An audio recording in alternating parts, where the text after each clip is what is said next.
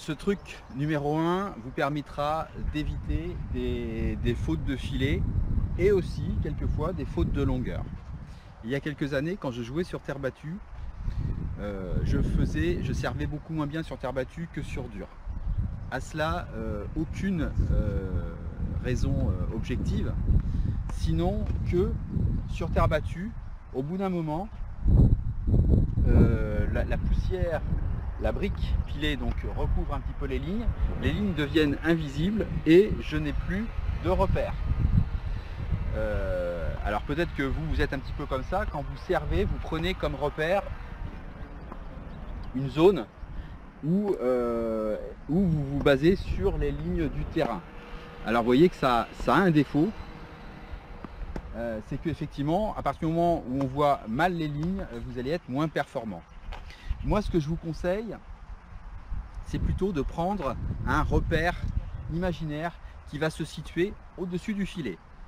Je m'explique, on est du côté des égalités et vous voulez envoyer un slice extérieur, hein, un croisé extérieur. Et bien plutôt que de vous baser sur la ligne de couloir, donc justement pour mettre au point votre service, pour déclencher votre service, pourquoi ne pas chercher un cercle imaginaire qui se trouverait au-dessus du filet. Donc effectivement, pour déterminer où est ce cercle, eh bien, il va falloir servir un petit peu et puis le modéliser dans sa tête. Mais une fois qu'il est modélisé, d'ailleurs vous n'êtes pas obligé de le faire juste au-dessus du filet ce cercle, hein, vous pouvez le faire même un petit peu au-dessus pour prendre une marge. Donc ça va avoir le double avantage d'éviter que vous soyez perturbé par des problèmes de visibilité de ligne, et de l'autre côté, ça vous permettra d'éviter un certain nombre de fautes de filet. Alors quand vous voulez envoyer une balle sur le tee, hein, par exemple que vous êtes droitier, vous voulez faire un lift, et bien ce cercle imaginaire, plutôt que de le faire juste au-dessus du filet, et bien faites-le largement au-dessus du filet. Comme ça vous prendrez encore plus de marge par rapport au filet.